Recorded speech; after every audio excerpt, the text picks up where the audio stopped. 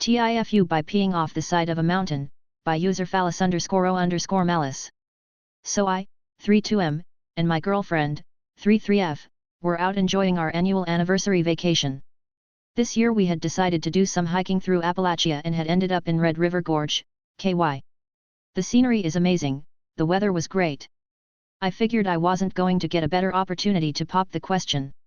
Well, any gentleman knows better than to get down on one knee in the middle of the trail. You wait until you're at the highest peak. Unfortunately, nature called long before we got to that point. Now, every guy knows that the higher the ledge you pee off of, the more authority you have. So I found a pleasant little overlook, did my Bucenas sand carried on with my proposal in mind. Along the way we passed a few other hikers, said our greeting and kept moving towards the top.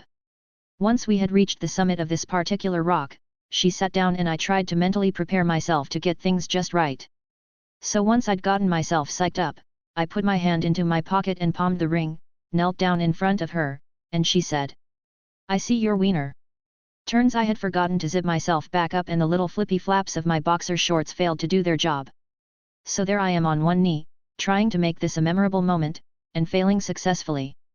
After flopping through the proposal, we stopped and realized that I may have flashed a few innocent hikers as well. TLDR, I went to pee off the side of a mountain, forgot to zip up, and props to my girlfriend with my dick out. She said yes. TIFU by making a way too delicious beef stew in humid weather, I regret living, by user dumpster puff. I bought a crock pot for the first time the other day and I'm kicking myself for not doing it sooner. I've been making pulled pork, chicken taquito filling, all sorts of tasty stuff. I'm obsessed. My wife told me last night that we haven't had beef stew in a while, and now that we had a crock pot, there was absolutely no excuse not to make it.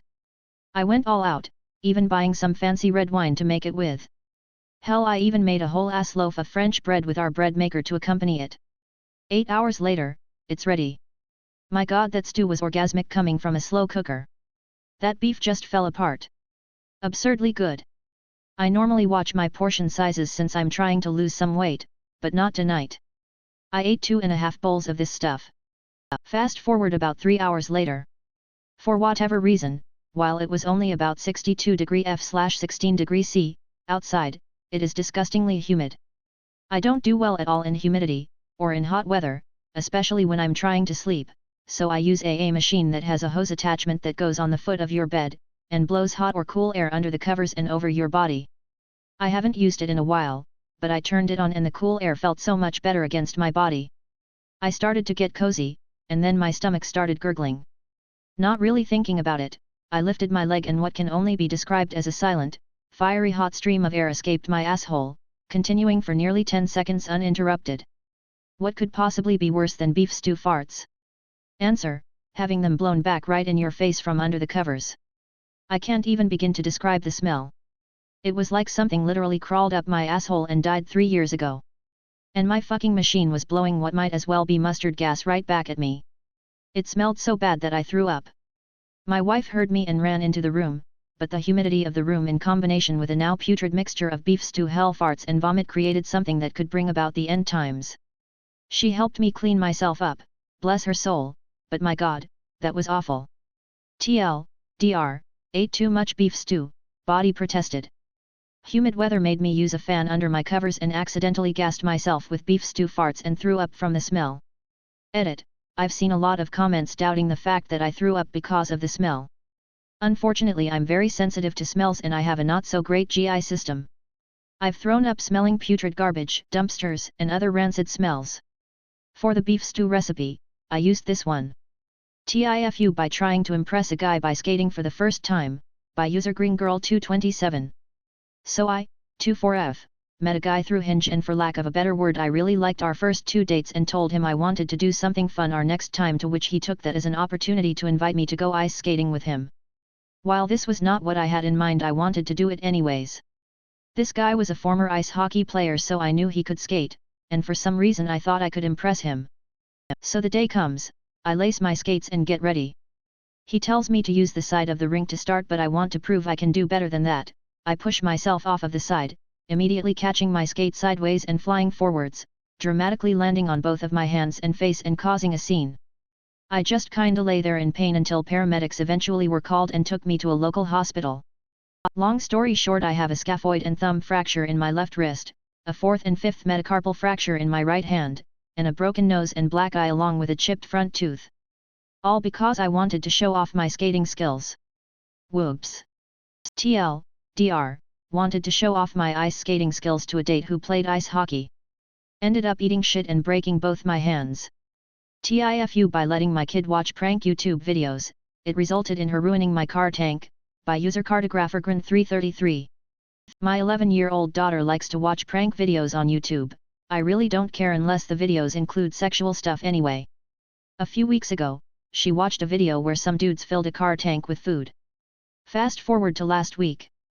I was emptying some older gas into my car tank with a funnel because I did not want to run it through the lawnmower. My daughter thought it was the perfect chance to pull a prank when I was getting gas for the mower and went and put a few cans of chili down the funnel. The next day I was having trouble with the engine of my company car, so I had it towed to the company garage. They ended up charging me around $3,000 to get it fixed.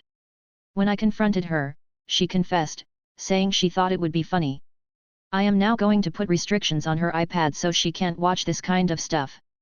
TLDR, my daughter put food in my gas tank as a prank. TIFU, by taking a multivitamin every day for the past 15 years, by user 3R3N1TI. I have religiously taken a specific multivitamin every day in the morning right when I wake up for God knows how long. As long as I can remember. At least 15 years, probably more. I also have had terrible GERD and have been on PPIs for fucking years as well. I've tried to stop taking the PPI so many times, tried to replace it with an H2 blocker, nothing has ever worked. As anyone who suffers from it can attest, acid reflux fucking sucks. I took the damn PPIs. I recently stopped taking the multivitamin, completely by accident. I'd been having a sort out, moved them from my dresser to downstairs and basically kept forgetting to take them. Out of sight, out of mind. My GERD is suddenly way better. Weird, I think. I'm not doing a damn thing differently. I even start to think I might have a crack at weaning off the PPI again, it's feeling so much better. I eventually realize the only different thing I'm doing is I'm not taking the multivitamin. Interesting, I think. Surely it can't be the vitamins. Tell me the misery hasn't been caused by the vitamins. I make sure to take it again for the next few days. Bam. Reflux is back with a vengeance. I stopped taking the acid pills, I mean vitamins. My reflux is non-existent. TLDR, 15 fucking years of giving myself acid reflux by taking a multivitamin. Stop taking it. Feel better. FFS.